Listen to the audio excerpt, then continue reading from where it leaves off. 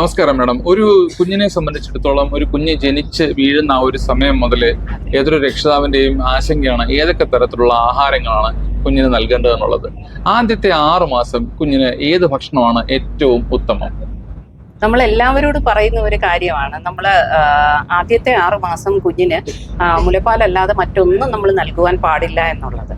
ചൂടുകാലം ആയതുകൊണ്ട് ഇപ്പോ വെള്ളം കൊടുക്കുന്നുണ്ട് എന്തെങ്കിലും കുഴപ്പമുണ്ടോ? ഇല്ല, വെള്ളത്തിന്റെ ഒന്നും ആവശ്യമില്ല. കാരണം മുലപ്പാലില് നല്ലൊരു ശതമാനവും വെള്ളം തന്നെയാണ് അടങ്ങിയിരിക്കുന്നത്.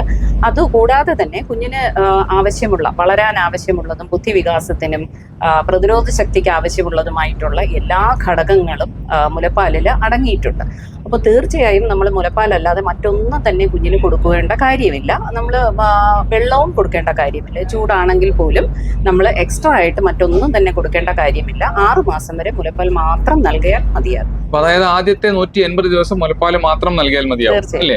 അപ്പൊ ഈ കട്ടിയാഹാരം നമ്മൾ കഴിക്കുന്ന നമ്മുടെ അമ്മയുടെ ഭക്ഷണം വളരെ ഇമ്പോർട്ടന്റ് ആണ്. കാരണം നമ്മൾ കുഞ്ഞിന് അമ്മയാണല്ലോ മുലപ്പാൽ കൊടുക്കുന്നത്. അപ്പോൾ അമ്മയുടെ ഭക്ഷണം വളരെ അത്യാവശ്യമായിട്ട് നമ്മൾ വളരെ എല്ലാ പോഷകാഹാരങ്ങളും പോഷക ഘടകങ്ങളെല്ലാം ചേർന്ന സമീകൃതമായിട്ടുള്ള ആഹാരം, ധാരാളം പച്ചക്കറികൾ, പഴവർഗ്ഗങ്ങൾ, മുട്ട, പാല്, ഇറച്ചി, മുട്ട, അങ്ങനെയൊക്കെ ഉള്ള ഭക്ഷണക്രമം അമ്മ നല്ലതുപോലെ പാലിക്കുക.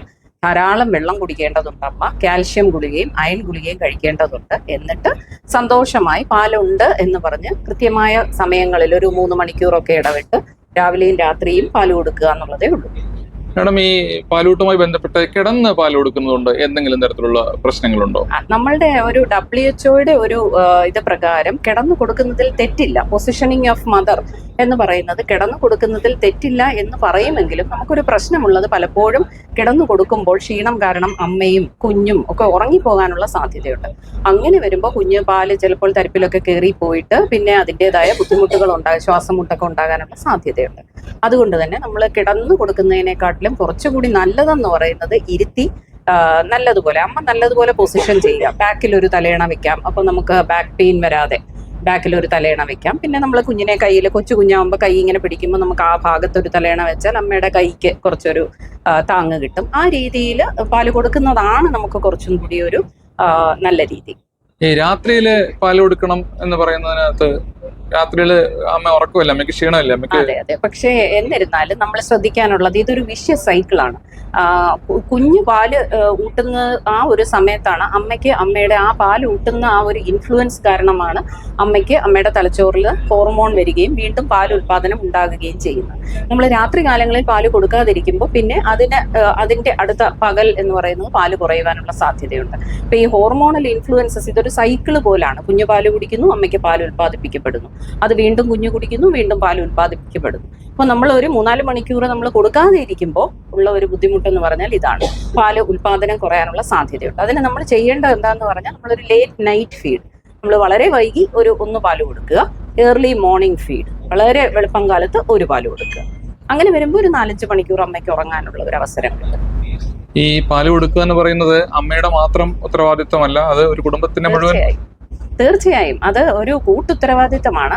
അമ്മയ്ക്ക് ഇതൊരു സോഷ്യൽ റെസ്പോൺസിബിലിറ്റിയാണ്. അമ്മ പാല് കൊടുക്കുമ്പോൾ അമ്മയ്ക്കും ഒരുപാട് ബുദ്ധിമുട്ടുകളും ചിലപ്പോൾ ഒരു സൈക്കോളജിക്കൽ സ്ട്രെസ് കാണും, വീട്ടിൽ പല പ്രശ്നങ്ങൾ കാണും, അല്ലെങ്കിൽ വർക്കിംഗ് മദർ ആയിരിക്കും. അപ്പോൾ ഇതിനെല്ലാത്തിനും നമുക്ക് ഒരു കൂട്ടുത്തരവാദിത്തം തീർച്ചയായും ഉണ്ട്. അത് വീട്ടുകാർക്ക് മാത്രമല്ല, ഭർത്താവിന്, പിന്നെ അതുപോലെ ഭർത്താവിന്റെ വീട്ടുകാര്, അമ്മയുടെ വീട്ടുകാര്, അതിനോടൊപ്പം തന്നെ ചിലപ്പോൾ അയൽക്കാര്, അല്ലെങ്കിൽ അമ്മ പോകുന്ന സ്ഥാപനത്തിലെ ഉള്ള ഫ്രണ്ട്സും അവിടുത്തെ ബോസും എല്ലാവരും ഇതിൽ അടങ്ങിയിരിക്കും. മാഡം, പാലില്ല എന്നുള്ള രീതി പറഞ്ഞപ്പോൾ നമ്മുടെ അയൽവാസിയായിട്ടുള്ള യുവതി പറഞ്ഞത് അവരുടെ കുട്ടിക്ക് നമ്മൾ പൊടിയാണ് കലക്കി കൊടുത്തത്. അപ്പൊ കുഞ്ഞുങ്ങൾക്ക് ഈ പാൽപ്പൊടി കൊടുക്കുന്നതുമായി ബന്ധപ്പെട്ട് ആകെ ഒരു കൺഫ്യൂഷനാണ്. മാഡം മെഡിക്കൽ കോളേജിൽ വർക്ക് ചെയ്യുന്ന ഡോക്ടറാണല്ലോ, അപ്പൊ അതുകൊണ്ട് ഈ പാൽപ്പൊടിയെ പറ്റിയിട്ട്, കുഞ്ഞുങ്ങൾ കൊടുക്കുന്ന പാൽപ്പൊടിയെ പറ്റിയിട്ട് എന്താണ് മാഡത്തിന്റെ അഭിപ്രായം? നമ്മൾ ഒരിക്കലും നമ്മൾ പാൽപ്പൊടി കൊടുക്കൂ എന്ന് നമ്മൾ പറയില്ല. നമ്മൾ 6 മാസം വരെ ഞാൻ പറഞ്ഞല്ലോ, അമ്മയുടെ മുലപ്പാല് തന്നെയാണ് കുഞ്ഞിന് കൊടുക്കുവാനുള്ളത്.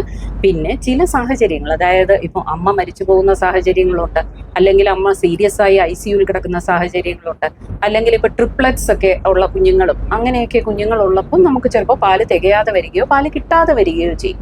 അങ്ങനെയുള്ള സാഹചര്യങ്ങളിൽ മാത്രമാണ് നമ്മൾ പൊടി പാലിനെ കുറിച്ച് നമ്മൾ പറയുന്നത്. അല്ലാതെ ഉള്ള ഒരു സാധാരണ ഒരു സാഹചര്യത്തിൽ നമ്മൾ പാല് കുറഞ്ഞു പോയി എന്ന് പറയുകയാണെന്നുണ്ടെങ്കിൽ അതിന് പൊടിപ്പാല് കൊടുക്കുക എന്നുള്ളതല്ല. അമ്മയുടെ പാല് തന്നെ വെച്ച് നമ്മൾ കൂടുതൽ അമ്മ ഭക്ഷണം കഴിക്കുക, അമ്മ വെള്ളം ശരിക്കും കുടിക്കുക, സന്തോഷത്തോടു കൂടി തന്നെ പാല് കൊടുത്തുകൊണ്ടിരുന്നാൽ പാല് ഉൽപാദനം കുറയുകയില്ല. അപ്പൊ സന്തോഷവതിയായിട്ടുള്ള ഒരു അമ്മയിലാണ് കൂടുതൽ പാൽ ഉൽപാദനം നടക്കുക. തീർച്ചയായും. ഒരുപാട് സന്തോഷം മാഡം, ഇത് ഇത്രയും കാര്യങ്ങൾ പറഞ്ഞു തന്നതിന് ഒരുപാട് നന്ദി. Thank you.